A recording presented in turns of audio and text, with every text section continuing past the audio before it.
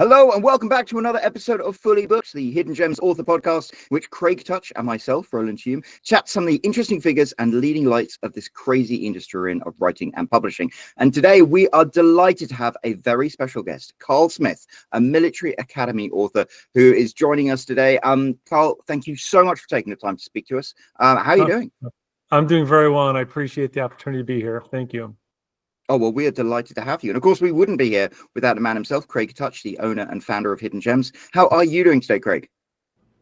Doing great. Thanks, Roland. And thanks for joining us, Karl. So, we wanted to talk to you about, first we'll get you to sort of talk a bit about yourself and your writing and what got you into all this. But, the reason why we wanted you on was to talk about this idea of creating multi-platform content for your book, right? So different ways that you can get yourself out there other than sort of like that traditional, the traditional thing. So we'll go through some of that and why it's important and all that. But yeah, first of all, why don't you tell us a bit about Karl Smith? Sure. So I've been writing professionally since high school. And I didn't follow the advice of the great Bobby Knight, who said most people learn how to write in the second grade and move on to something else. I've just continued to keep writing. A bunch of different tracks, but spent a lot of time in the digital media space, in the startups, but kept writing along the way. The real break point for me on the writing the writing front came when my son entered the United States Naval Academy, and I started blogging about that. That led me to write a research book based on the Naval Academy. About halfway through that process, I took the notes from a trip to China where I collected my daughter, who's adopted. I published those. Then my daughter ended up going to the Air Force Academy. So I took all the experience I had writing about the Naval Academy, applied it to the Air Force Academy. So now I have 2 active blogs, one on each of the academies, and just recently published a book about my experience as a military academy parent. So that's kind of what keeps me busy and on the writing side. I was just going to ask, are you a military veteran yourself, or is it just your children? No, it's just the children, Roland. And to be honest, people have asked me, is this something that you encouraged them? And if they had asked me if I wanted them to go, I would have told them no. But you learn as a parent that it's not your life, it's their life. So, my job was to do whatever I could to help them kind of achieve their goals, and then, kind of make the best of it as a parent. It's been a fantastic experience, but, that was both their grandfathers served, but, other than that, no real military experience in the family. Well, that sounds like great parenting to me. Well, I appreciate the kind words, but I don't know if I can take the credit for it. I just hope the best I say is I didn't screw it up too bad. That's all we can hope for sometimes. Exactly. Okay, so tell us about the idea of multi-platform content and what that means, and why it's important.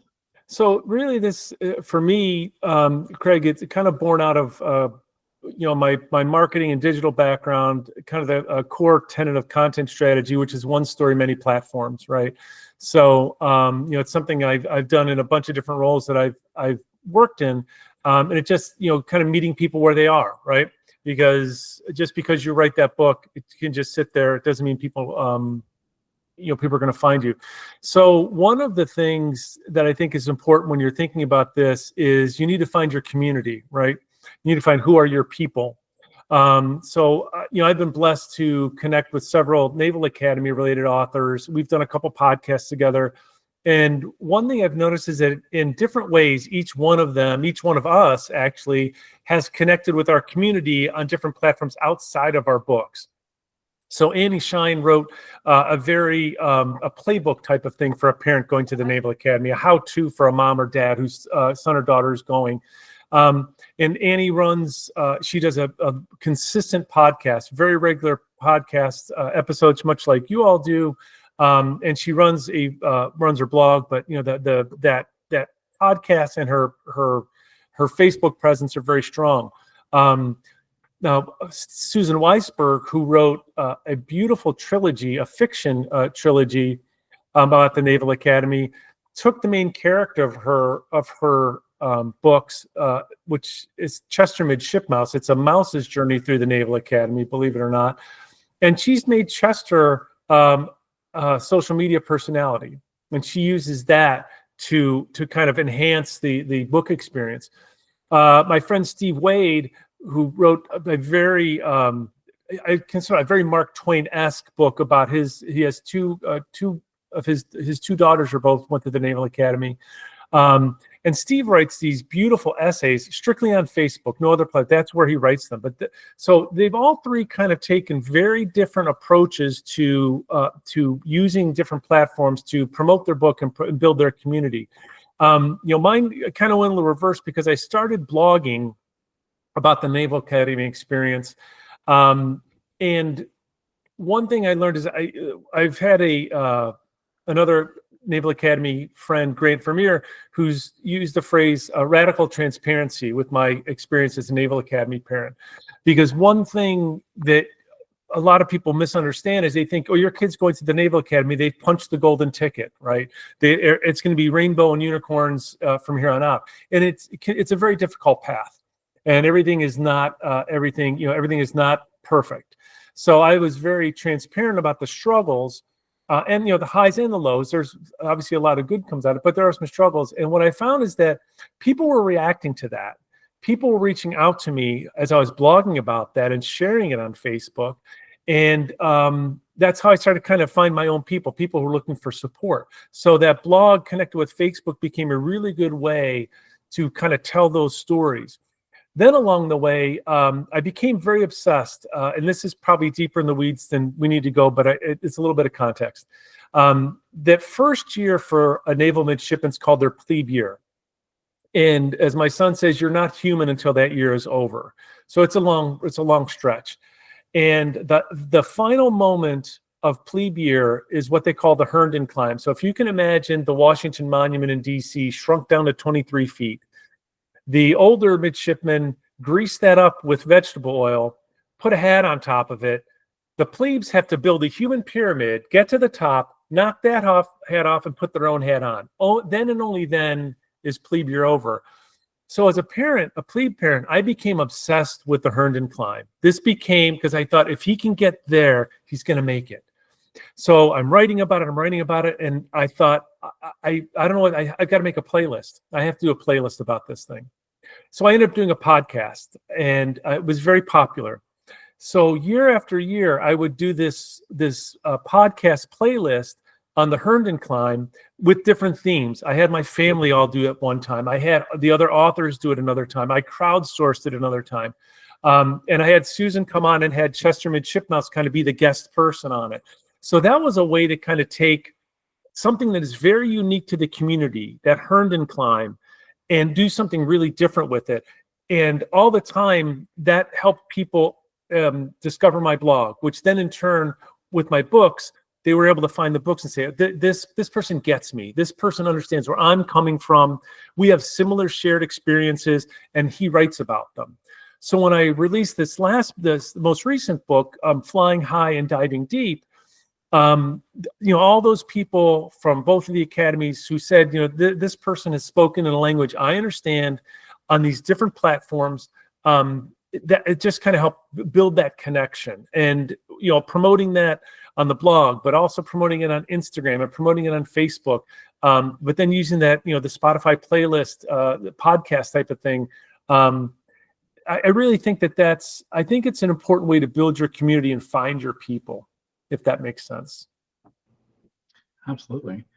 Yeah, I think that is a great way of putting it, that, the idea of finding your people, that what you said before, where, just because you write a book doesn't mean people are going to find it. And that's something that I talk to authors about all the time, is that idea of how do you promote your book. And it's not always about just how much money can you plow into advertising and marketing. The stuff that you're talking about is typically things that you can do for free, right? I mean, they take time, but but they're probably much more effective in the long run than running an advertising campaign. Yeah, and listen, Facebook ads and Google ads are incredible tools and they're very effective. I mean, Facebook, they aren't worth the amount of money they're worth because they fail at advertising, right? But I believe strongly that it's that connection that really pays it forward. I spend like hours easily any given year talking with parents about the challenges that their midshipman or their cadet are having. Now there's no compensation for that, and they may never buy a book, but to me that's part of me being a part of the community, right?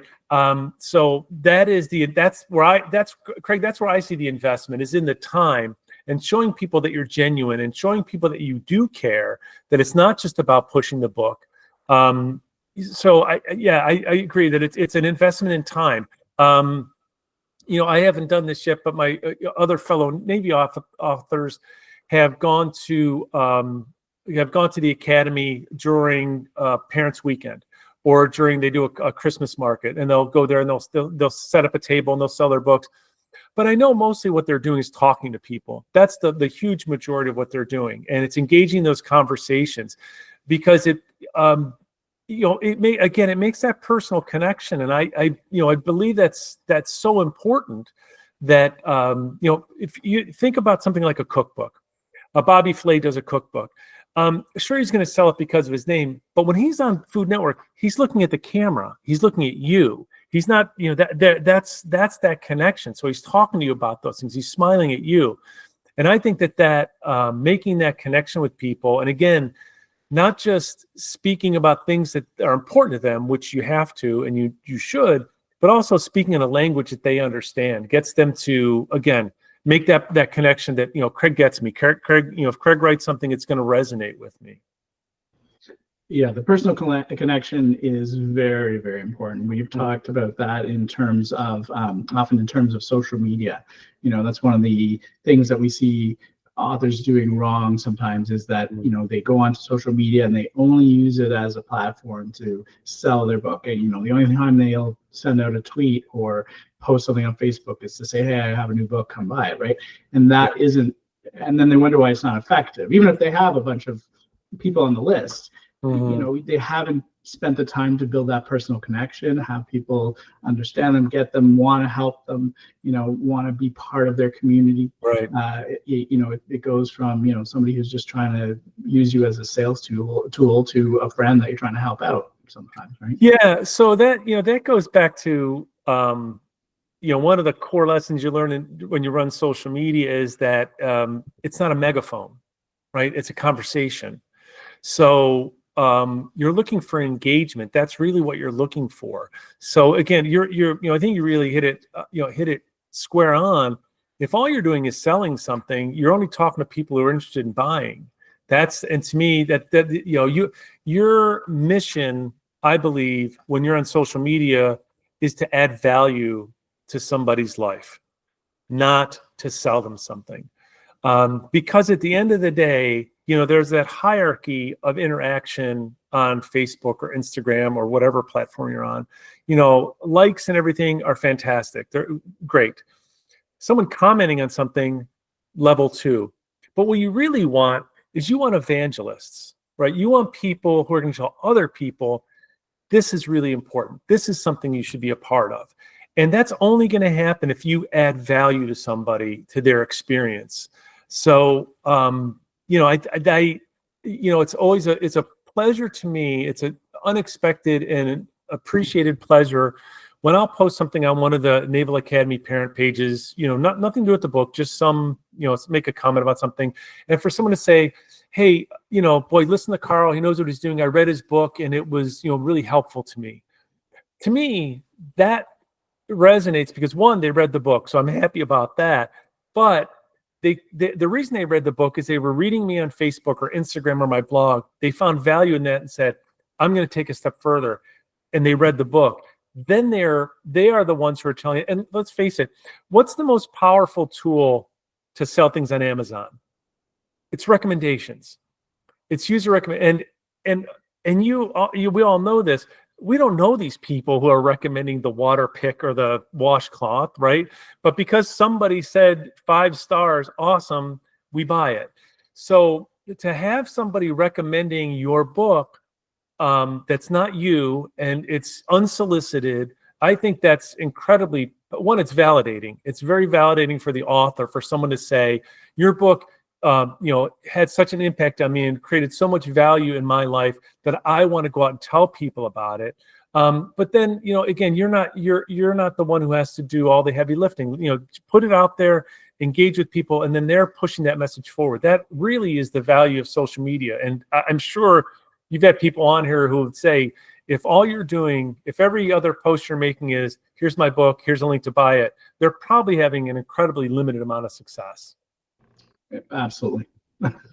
That's what we hear. That's why we say that's not the right way to do it. I like you said, you're not just looking for that easy like and happy face emoji that people will do just right. because they want to sort of acknowledge, oh yeah, you did something or said something. You want them to see enough value in it that they're willing to put their own reputation on the line by sharing it with their own followers. Right. And that's what you want to create. Right. And I think it's a great way to put it, Craig, that there are members of our academy communities who have who carry a certain, I don't want to say carry a certain amount of weight, but they have a certain reputation, right? And it's great to have some of those people promote that. So that, again, it comes back to that the sharing value part. And so when I went out, my son and I went out to visit my daughter at the Air Force Academy a couple months ago. I didn't write about it in the blog at first. I just put up on Facebook and said, hey, we had such a great time, and this is what was great about it. That's not me peddling my book. That's just me, again, being part of the community, because that's what we do as Academy parents. When we go visit our kids at the Academy, we take pictures of them and we post it on the Facebook pages. That's what we do. So in that way, I'm not an author who's on these pages. I'm a member of these pages or these groups or these communities who just happen to have written a book, right? So I think that's, I think that's mission critical, because that, again, people see those posts and they can say, boy, hey, there's Karl and Noah in Colorado Springs. I remember being, at the football stadium, or I was at that restaurant in Colorado Springs they went to, or I hiked Castlewood Canyon. You're connecting yourself with them. I think that this is tangential, but I remember listening to recently an interview with Ringo Starr, and he was talking about what was part of the Beatles' success, and he said, because we were working class, and people felt that they knew we were sincere, and I thought, boy, that again, it's all about being authentic and being really being sincere. I think that because it doesn't take long. My experience, especially with social media, but you can sniff the fakes out pretty quick, right? It doesn't take much. To your point, Craig, to find somebody who's just putting up the thing for a cheap like. I have some interns working. I run student media at the university, and one of my interns is creating social media posts for December. And he said, well, I'm really wanting to get something that gets engagement. I said, well, if you want to do something that gets engagement, ask people if Die Hard is really a Christmas movie. And I guarantee you, people are going to, that'll generate, if that's what you want, right? So you can do those kind of things, but that takes to me, I think that takes a lot of effort. It takes a lot of energy to do stuff that is just to get that kind of attention. Where to me, writing about what I care about and what I think is valuable and valuable to our community, that's not an effort at all. Craig, you said it's an investment in time, right? Yes, but to me, that's time well spent. As opposed to doing yard work or shoveling the snow, like that's not well spent. But to invest time in the community, that to me is that's really time well spent. Yeah, and you have to wonder too how much value there is in posting something like that, where is Die Hard a Christmas movie? And sure, you might get all sorts of engagement, but who cares? How is that moving the needle for you? Right. Right. Exactly. Because again, it's those vanity metrics, right? I mean, you're getting and again, those likes and all that, that's like the lowest level. To your point, sometimes you do it just, you're doom scrolling. We all do it, right? So we get the phone, right? And we're like, like, and you're not even thinking about it, right? You're just like, oh, Roland posted something. I like Roland. I'll just hit like, keep going. But, unless you can do something, again, that's adding value where they're like, feels that they feel compelled to engage, they want to comment on it, or they want to ask a question, or that kind of thing. Because one of the messages I repeat to my students all the time is Americans are lazy. We are a lazy people. So if you can inspire somebody to make that extra effort to actually comment on something in a meaningful way, man, you've done something. And then they get them to take that next step and share it with their own comments. Wow, you've really done something there. You've done something. But the reason all that's important, again, is I have my hub. I have my 2 blogs, and that's the hub, and that's where I'll consistently post content there. But again, you've got to meet people where they are. And this is to kind of circle back to this kind of the multi-platform thing. One of the things about the like when I did the Herndon playlist, these podcasts, it was something very different. One that anybody else was really like. People would share a song now and then, but I put together this this 60-minute playlist and the messages in between and all that. And some people would listen to it who really weren't engaged with my blog or with my post, but they love music. And somebody would say, "Oh, I hear, you snuck in the Newsboys, or I heard you such and such a song." I'm like, "Oh, cool!" And then they'd listen to it. And did that get them to read the blog? I don't know, but to me, it just extended the value of what I'm doing a little more. So finding another niche where I could find a way to communicate and connect with those people. To me, I think that was just tremendously valuable. It doesn't hurt, right? And right. It's kind of how we talk about the more books you have, let's say, whether they're all in a series or not. Mm-hmm. It gives you I guess even if they're not, it's actually more to this point. But you have all these different books. It creates a whole big library of access points where somebody can discover you. They might be interested in this particular book. They weren't really searching for those other ones, but they found this one, they liked it, they looked at you, and they looked at you as an author, and they said, oh, I'll give these other ones a chance, which they never would have come across, right? Because they never would have been searching for that. But when they saw it, because it was you. So it's the same sort of thing, you go out in these multi-platform, you create these playlists, somebody who's coming for the music, sure, lots of them might just come for the music, but then a few of them might be like, hey, there's a blog that looks interesting to me. I wasn't looking for that, but that's something I didn't know I needed in my life, but I do. Right, exactly. So that's find another thing, and part of being personal, talking about my daughter's path as an adoptee. So I've run into that's another lane of communication, right? So there's people who've gone through the adoption process, international adoption. I'll get those people reaching out to me. And so here's an example of how really the community, I'm so entrenched in our community now. I have 2 other academy parents who also have kids at multiple academies. So I have a son at the Naval Academy and now a daughter at the Air Force Academy. They had kids at multiple academies. They both happen to be at the Air Force Academy for an event, and they, unbeknownst to me, I didn't know they were going to be there, but they tracked down my daughter just so they could get a picture and post the picture and send it to me and say, look, we found Kate. My daughter was a cheerleader at the time. And I'm thinking, wow, that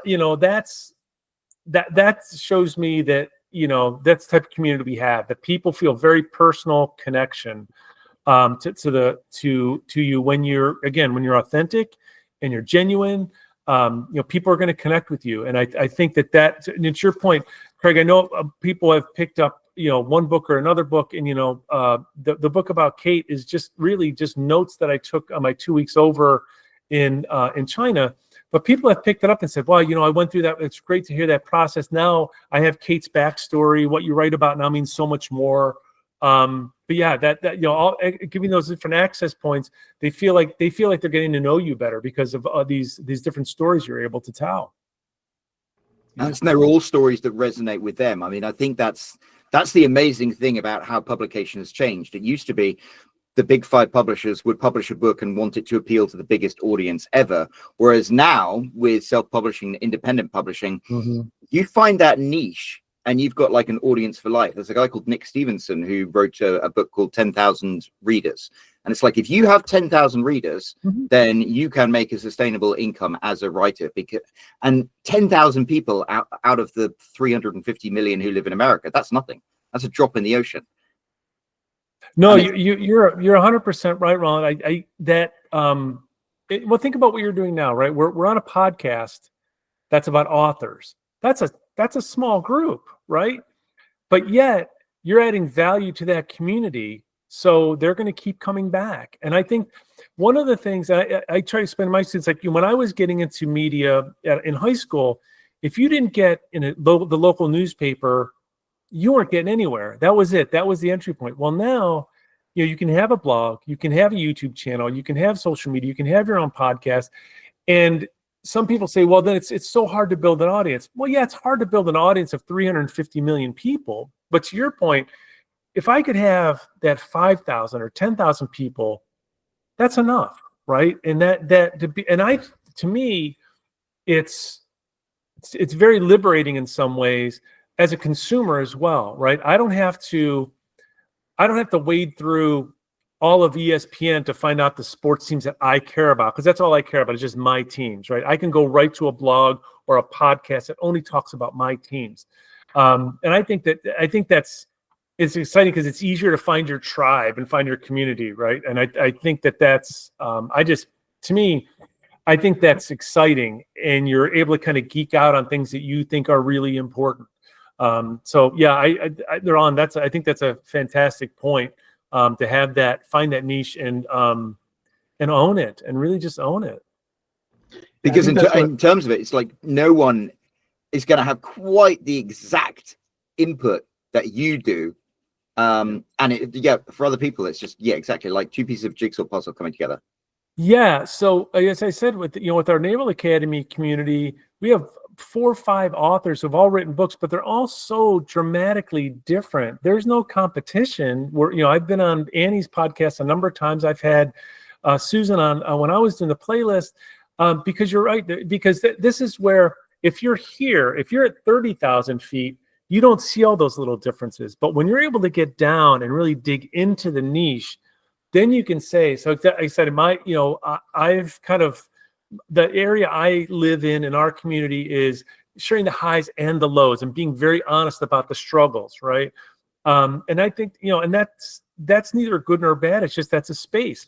Now, if I were trying to appeal to a much broader audience, to your point, you have to have a much different message. There's a much different message if I'm trying to reach, I don't know, everybody, of all parents, right? If I'm trying to do something about parenting, that's a much broader animal. And, I can't, it's such a broad thing. I don't know that I would have the energy to try to engage in that.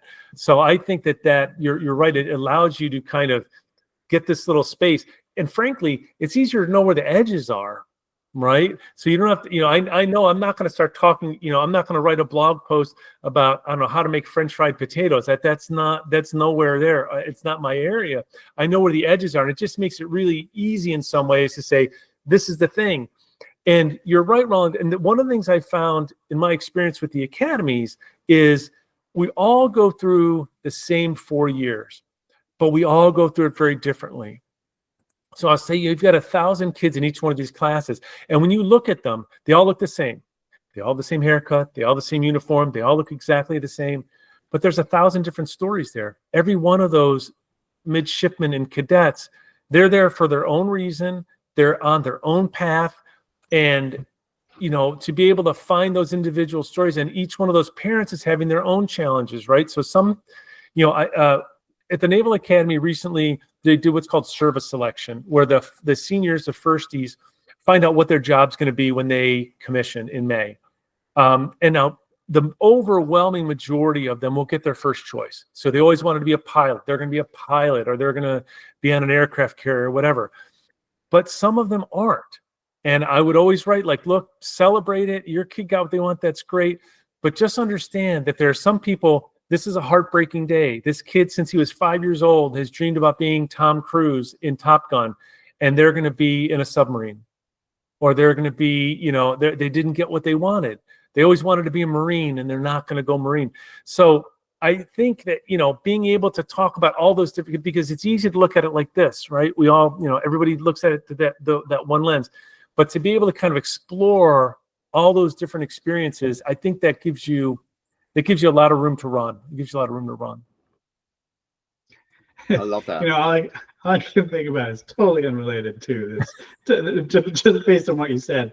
Is it really possible that you would go to be a pilot and then get stuck on a submarine? Is that actually a path that can happen? Because wouldn't you go to the Air Force, but then the submarine would be the Navy? No, I'm talking about the Naval Academy. The Naval Academy for sure. Oh, but I can tell you this, though, I Craig, can't imagine that. At the Air Force Academy, the parallel is you could go in and want to be a pilot, but end up in missiles. And you know where the missile silos are in the middle of nowhere. No, and you spent months underground in a missile silo. Yeah. My son majored in cyber operations at the Naval Academy. He was going to go cyber warfare. I was all excited. And they said, "Congratulations, you're a submariner." Yeah. Okay, that's the way it is. He's not claustrophobic, right? Not anymore. He's used to it. He says the weather's consistent. It's always 72 and fluorescent. Okay, so let's take this to from the perspective of somebody coming to this and saying, okay, I'm let's say a genre author, I'm a fantasy author, I'm a sci-fi author. I don't have a blog. I'm not. I came up with this story because I have been thinking about it for years. How would they go about? What are those first steps that can go about to start building a multi-platform sort of thing for themselves? I think the first thing, Craig, is don't do it all at once, right? Don't feel like you have to. Oh my gosh, I've got to do a written blog, and I have to do a video blog, and I have to start going on TikTok, and I have to start Don't step one. One of the lessons of radio, when radio was king, is don't build your own events, find other people's events and supplement them. So what I would do if I were a fantasy author or a mystery author, I would find those communities and I would just engage in them. And again, as you mentioned, not go in there and say, "Hi, I'm glad to be part of this community. Here's my book. Please buy it." That's not the way to do it, but to just engage. And there's a couple things that I think happens when you do that. One, you start to meet your people, which is good. They start to know who you are, build a little bit of trust. But you also start to find out what resonates with them, right? So if you see them saying, "Hey, I just saw this great podcast and it or I watched this movie and it made me think of such and such, so and so." Maybe that's where you start thinking about, okay, now I can start to see where maybe I could build some additional content around these areas. And it might not be book related. The idea of doing a podcast, or the other thing is be a guest on a podcast. Like I am here. I mean, let's face it, you guys did the heavy lifting. You guys are the ones who, got to schedule people and record this and edit it and all that. So I think that's where I would start, Craig, is find your community, engage with them, and then find out what else is they want. Do they live on Facebook? Do they live on Reddit? Do they have a Substack? What other things are they consuming that you say I could help out in that way too, and kind of reach the community? I think that's where I would definitely start. My red flag would be, don't try to do it all at once, because that is inevitably doomed to failure. I like to blog because I'm kind of a triggered writer. Like when I got to write it, boom, and I got to get it out of my head. I'm done.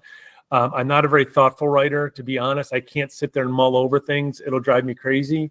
So if your thing is like, I really need to sit with something for weeks on end, blogging's probably not for you. Find somewhere where you can find a place where you're comfortable writing. If you're not a very visual person, TikTok probably is not the answer, if you don't want to do that kind of stuff, and that's okay. You just have to find out that cross section of your community and what you're most comfortable doing. Did that answer that, Craig? I was just gonna say, you made a really good point there. One of the pieces of advice I often give to authors when they're saying, what social media should I use? It's like, you should use whatever social media you can consistently and reliably post on. It's like, if you are on Instagram and Instagram is something natural to you, then do that, because you don't want to have to add an extra layer of complication to this, whereas you could just flow in something that you do anyway. Yeah, around the 100%. Don't, if you're not a video maker, if you're not a visual person, Instagram and TikTok are not for you, and that's okay. Like, yeah, exactly. What is it you feel comfortable with? By the time my son got in the Naval Academy, I was on Facebook a lot, and that happened to be where a lot of our community was. Well, just hang out there. That seems to be the place to do it. I think that's sound advice, because you're creating all that extra work for yourself. And I've had people say, look, I went and I got a webcam, and, I bought, Final Cut and Premiere, and I'm going to do these videos. And then they find out that it's time consuming. They really don't like it. Well, you've wasted your time and your money when you could be doing something more enjoyable and more productive. So yeah, for sure. I mean, I think a lot of us get into writing because they say writers are like rats. If a rat doesn't gnaw, then its teeth grow and grow until it pierces the rat's skull. And writers are the same way. We write because we have this burning desire to put things down on paper. Mm-hmm. And so we would write even if there wasn't a market for it. And there are other things people do that they would do even if there wasn't a market for it. So it's like, leverage that. Yeah, I had a friend of mine ask me, said, "Why are you writing about your kids all the time? Like, why don't you write about yourself?" I said, "Well, one, I'm boring, but two, that's just what's on my mind." And Ron, the other thing that's such a great point. We're not doing it because there's this huge market for it. I don't think J.K. I'm not going to be J.K. Rowling. That's not going to happen. It's just something I enjoy doing. I hadn't written poetry in about a decade. And I had a phrase in my head a couple weeks ago, and I just said, again, I'm a triggered writer. I've got to get this thing down. I sat down and I wrote it, and kicked it over to my friend. He goes, "What are you going to do with it?" I said, "There's nothing for me to do with it. I wrote the poem, and that's what I wanted to do with it." I worked on a song lyric. I had another thing where I had a tune in my head and some lyrics, and I just kind of, I found a framework and I wrote it. So yeah, just to, and if you find that subreddit or you find that Substack, and you write there and you can find value in doing that, I think you're going to be a lot more comfortable. And maybe that's where you start to kind of get that second platform, that multi-platform, to start talking, and people start saying, "Well, hey, Roland, have you written anything?" Well, as a matter of fact, I did write a book about widgets that it's pretty cool. If you're interested, here's the link. I think that's a great way to do it. Just do what you love and you're comfortable with. And who knows, if you keep doing that enough, you might find you're comfortable with other things. I had never done a podcast until, I had done radio, but I've done a podcast. And I said, I'm just going to do this I'm just going to do it. And you know what? I just did it. It gave me something to do. I got to pick some of my favorite songs and tell some stories. And I thought, that's the end of it. I got such a response. I'm like, oh, okay, well, let's do it again. Well, that's one of the lovely things about writing blogs or doing stuff on social media is you do get that instant validation. I mean, if you take 3 months to write a book and you publish that book, then yeah, you get those book sales and you get those reviews and that feels great. But that's a 3-month slog you have to go through. Whereas you make a post and you see it, you get your little dopamine hit, but it also validates you. And it's also like, hey, on the small scale, what you're doing, people appreciate and are giving you validation. So imagine what you can do on a bigger scale. And sometimes that's what drives you and keeps you motivated. The other thing that I think that social media can be very helpful with, Facebook in particular, when I would put out some of the ideas I was percolating for this book, I put some of it out there and people say, "Oh, you know what? I always wondered about this," or whatever. And I go, "Oh, boy, I hadn't thought about that. That's something I should include when I write the chapter about that particular subject." So it's almost like a research tool as well, right? Because you could get a vibe for, on that topic, questions people had or experiences they had to see if it was on one side or the other. So to me, one, you're engaging with your community, but it's also helping you flesh out, the thing you're going to be writing about. In my case, of course, it's nonfiction, it's a little easier, but I think that community can help you flesh your writing out. And again, you're right. So I feel like I'm writing, day after day, week after week, but then it helped me get those 3-6 months worth of writing that book. I could go back to that because it can be a long, lonely stretch, to say the least. Absolutely. Yeah, we another chap on here. who was writing a book about that just got a huge Kickstarter thing, Guns of James Bond, and he got into that the same way, writing blog posts, and it was a small blog post about a particular gun that James Bond used, and he wrote another one, and he wrote another one, and people liked it, and then they started saying like, "Hey, you're going to write a book about this." And it's kind of that's the path that led him to do it, and that's been a huge success. And it seems like the same thing with you. You were just writing this, people saw it, they read it, it's almost like advertising for your book, but long form advertising, because you're showing them that you can write and you can put together a coherent thought that it resonates. Roland, it's the essence of content marketing. Really, I mean, at the end of the day, that's what we're doing, right? It's content marketing. We're marketing and just so happens that it's not, it's not. There's a bright white line between advertising and marketing. And what we're doing is when we create content, we're creating marketing. Advertising is here's my book, buy it. Marketing is here's why this book is valuable, and you should at least make it a part of your life. Absolutely. Yeah, I think there's it's almost like going at it from the opposite direction, where you're finding what you like to do and just doing it, and then it becomes you should write a book about it. It becomes your career becomes something that's a grander thing than just, hey, I went, and because you could go one way. You could be like, okay, I'm writing this book about this, so I should go and join the communities, or you could be part of those communities, and that leads you to then writing a book, right? Sure. We do a lot of that stuff now. Like this podcast is, we've been doing it for 3 years.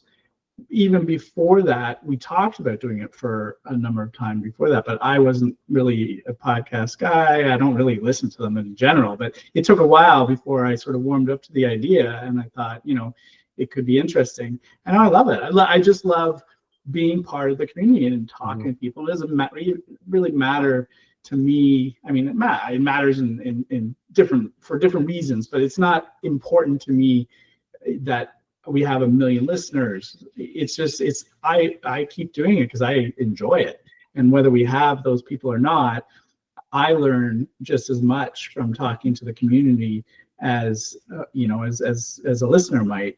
And so there's the value for you in becoming part of those communities is what you can take away from it as well, and not just what you hope that you're gonna get from it because they're going to buy your book. It's like you're going to get so much out of those communities, but only if you're writing for profit, you're writing for, just because, you're writing romance and you hate romance, going and joining those romance communities isn't going to help you, right?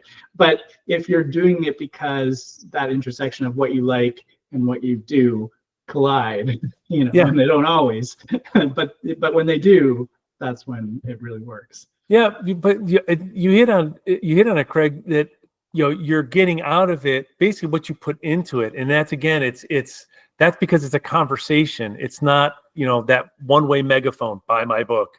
It's we're all talking about this thing. So you're adding value to the community, and you're taking value out of the community. That I think that's the essence of how it should work, right? So as an author, I'm contributing to the community freely and happily and and authentically, but I'm also gathering things that help me as an author and as a writer. So I think you really hit it. And if that's you really hit it too. You can do it both ways. You can come into this community as a blank slate and go, wow, as Roland pointed out, the guy with the guns, like, oh, hey, maybe there's a need for this book. This community wants this book, right, about these Bond guns. Or you could kind of come in and say, man, I've written this thing about the Bond guns, and just communicate with people about we're all James Bond fans, and you're going to find that niche of people who are like, yeah, let's talk about the gun he used in Octopussy. It's really cool that he used all that stuff. I think you can work both ways, but I guess the real lesson is there's nothing to lose by being engaged with the community about your topic of choice. You have nothing to lose by being authentically engaged with them.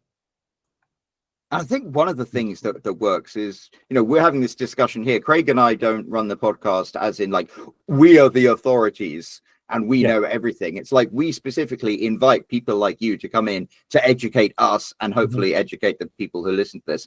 And a lot of the times, sometimes the things you get wrong are almost more valuable in terms of marketing your book than the things you get right. I mean, my father's 86 and he's given me his life story, and the bits that resonate with me are the times he screwed up in his life, because I'm like, oh, you screwed up in your life and you turned out fine. So maybe it's okay if I screw up in my life. And you were just saying about the Naval Academy where these students, you know, they want this particular path in the military. They don't get it. And it's like, well, you talking about that resonates with a lot of these people because they experience that. And that's the kind of thing I think that is really valuable. And you are willing to have that vulnerability with the authenticity.